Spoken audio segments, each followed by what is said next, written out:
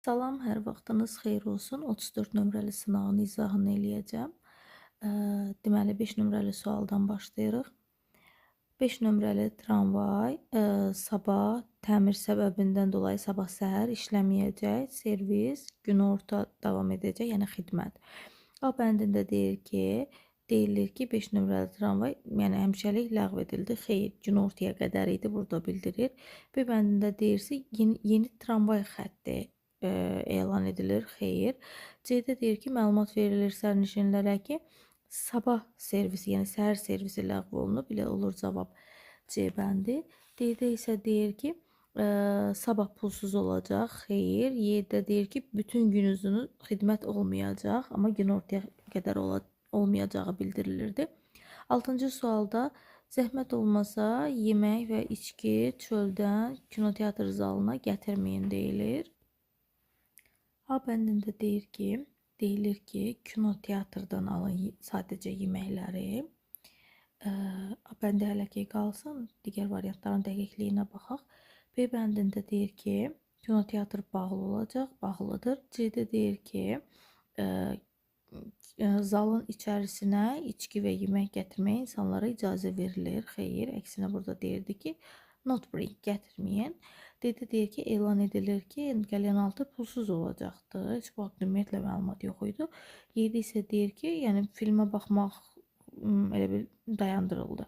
Xeyr, elə cavab olur A bəndi ki, yəni deyir gətirməyin, yəni alsaz kinoteatrın zalından alın sadəcə. 7-də isə otların üzərində yeriməyin, zəhmət olmasa piyada elə bil yolundan istifadə eləyin.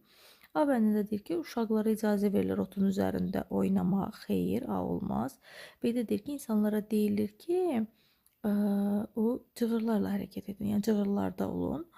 B bəndi qalsın. C-də deyir ki, elan edilir ki, park bağlıdır. Xeyr. D-də deyilir ki, özünüzlə stul gətirin. Y-də isə deyir ki, parkda insanların yəni yeriməsi elə bil ki, dayandırılır.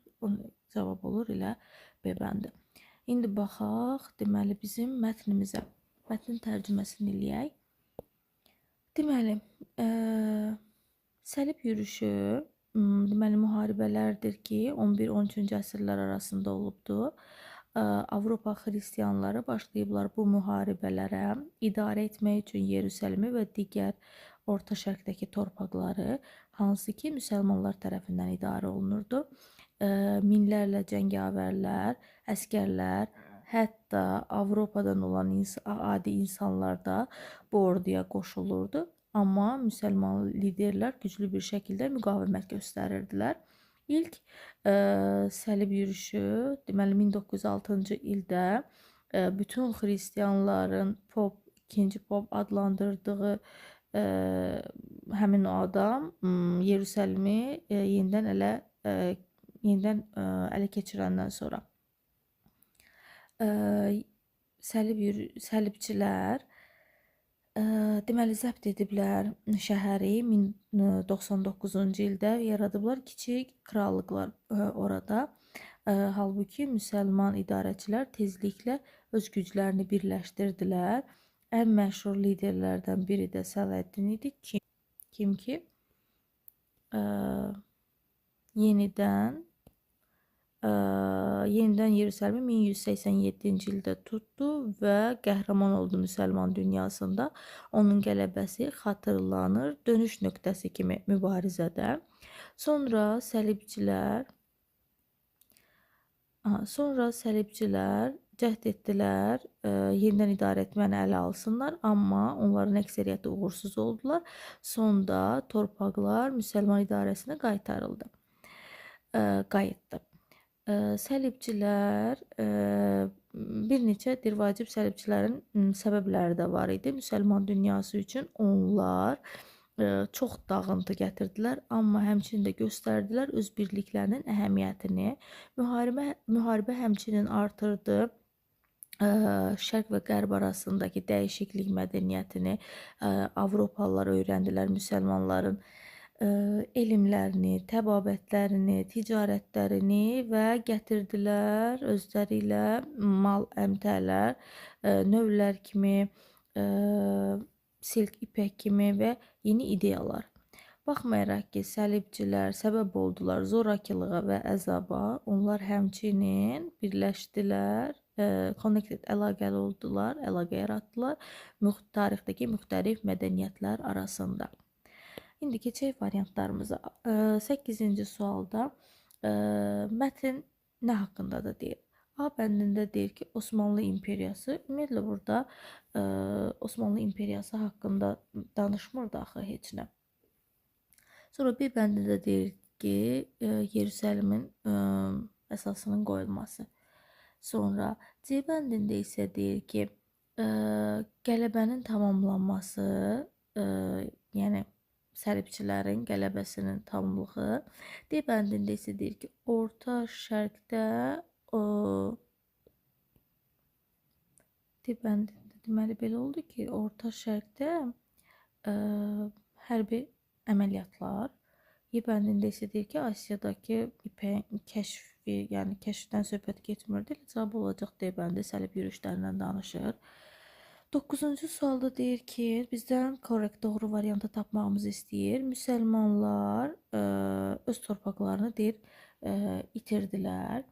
Sonra B bəndində deyir ki, səlibcilər tarixdə heç bir təsirləri olmayıbdı. Amma əslində deyirdi ki, axı bir neçə ən sonuncu cümlədə bir neçə mədəniyyətlər arasında, müxtəlif mədəniyyətlər arasında əlaqə yaradıbdı. C bəndində isə deyir ki, 11-ci əsrdə başladı. Bu düzdür. Elə burada lap əvvəldə bu haqqda məlumat verir ki, 11-13-cü əsrlər arasında olub. Yəni 11-ci əsrdə başlayıb 13-cü əsrdə yekunlaşıb. Elə cavab olacaq C bəndi. 10-cu sualda deyir ki, səlibcilər uğursuz oldular. Bu uğursuz olmağı burada mətndə var idi. Deməli, deyir ki, onlar yenidən ələ keçirməyə çalışdılar, amma ki, onların əksəriyyəti uğursuz oldular. Deməli, Avropada ticarət artdı. Sonra B bəndində deyir ki, Yerusəlimin idarəsini saxlamaqda, bəli, burada deyir axı, idarəni itirdilər. Yəni, belə olur ki, B bəndində Yerusəlimi idarə etmələrində uğursuz oldular. Çünki idarəni itirirlər, artıq yəni müsəlmanlar idarəni ələ alırlar. Sonra 11-ci sualda yenə də bizdən doğru variantı soruşur. Necə oldu ki, Sələddin tarixdə xatırlandı? Burada deyirdi ki, o yenidən Yerusəlimi ələ keçirdir və İslam dünyasında qəhrəman adlanır və onun bu qələbəsi də dönüş nöqtəsi, mübarizədəki dönüş nöqtəsi hesab olunurdu, xatırlanırdı yəni. İndi baxaq variantlarımızdan hansı uyğundur. Deməli, A bəndində deyir ki, Yerusəlimi yenidən zəbt edən bir müsəlman lideri kimi elə cavab olacaq A bəndi. Sonra 12-ci sualda bizdən yanlış variantı istəyir. Müharibə gətirdi sadəcə sülh və dostluq çox insanlara. Xeyr, bizdən düzü yanlışı soruşur, elə biri götürəcəyik. Çünki təkcə yəni sülh gətirmir. Müxtəlif, bayaq axırıncı cümlədə deyirdi, müxtəlif mədəniyyətlər arasında əlaqə yaradıbdı. Burada yerini yenə də göstərim sizə sonuncu cümlədə və yaxud da yeni ideyalar, ipək gətirilibdi. Sonra həmçinin onlar müsəlmanlardan onun elmlərini, təbabəti, ticarəti öyrəniblər. Yəni sadəcə dostluq və sülh deyil. Ona görə biri götürəcəyik.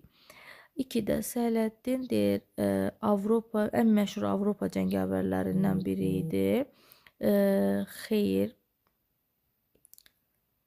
Yəni burada da baxsaq, deyir ki, məşhur liderlərdən biri idi. Kim ki, Yerusəlimi yenidən ələ keçirdir və müsəlman dünyasının qəhrəmanı olur. Yəni bu Avropalı deyildi. Ona görə biz 2-ni də götürə biləcəyik. Bizdən çünki yanlış variantı soruşur. Sonra 3-cü sualda deyir ki, çox insanlar müharibə ərzində əziyyət çəkdilər. Bəli, bu doğrudur deyə bunu götürə bilmirik. 4-cü cümlədə deyir ki, səlibçilər malları, yəni ipək kimi olan malları geri gətirdilər. Bu doğrudur. 5-ci sualda isə deyir ki, səlibçilər şərq və qərb arasındakı ticarəti dayandırdılar. Amma burada mətndə isə əksinə deyirdi ki, Hətta ticarət əlaqələri də yaranıbdır. Ona görə cavabımız burada olur 1, 2, 5. Sonra 13-cü sualdan artıq qaydadır. Qaydada deməli flowers cəmdədir. Cəmdə olduğuna görə A bəndin çıxdıq, D bəndin çıxdıq. Digər tərəfdə isə ofdan sonra, söz önündən sonra ümumiyyətcə Z olmaz. Zeyir versəydik gələk özündən sonra isim gələrdi. Ona görə cavabımız olur B bəndi. 14-cü sualda China dövlət adıdır, yəni Çin dövlət adı olduğu üçün heç nə olmur.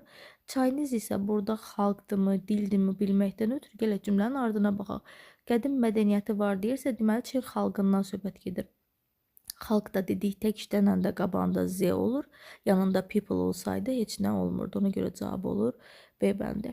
15-ci sualda deməli keçmiş zamandadır. Keçmiş zaman istifadə edəcəyik. Burada use'un to'su yoxdur deyə yanlışdır. Bu used to ifadəsidir ki, yəni keçmişdə vərdiş alınmış hərəkətləri göstərmək üçün istifadə olunur.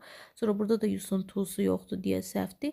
Didinə inkarlıq verəndə gələk bu neydi? Düşəydi. Ona görə cavab olur C bəndi. 16-cı sualda məchul növü istəyir. Dedik cümlə nə ilə başlayırsa onu götürə bilmirik. Will olduğuna görə isə will be axtarırıq. Deməli, will be bir B bəndində var, bir Y bəndində var.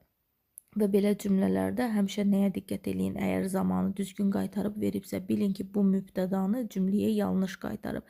Bu mübtəda cümləyə həmişə by ilə qayıtmalıdır. Yəni olmalıdır by my dad.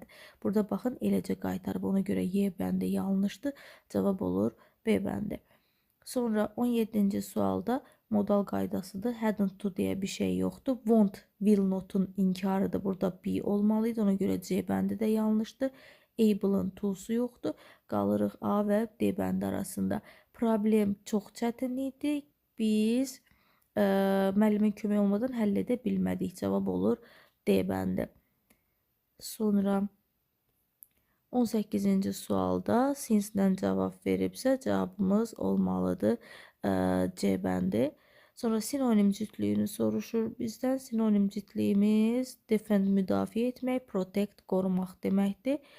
20-ci sualda antonimi soruşur. Biri 1 olacaq yazılı və şifahi deməkdir. Biri də 2 olacaq ki zəif və güclü deməkdir.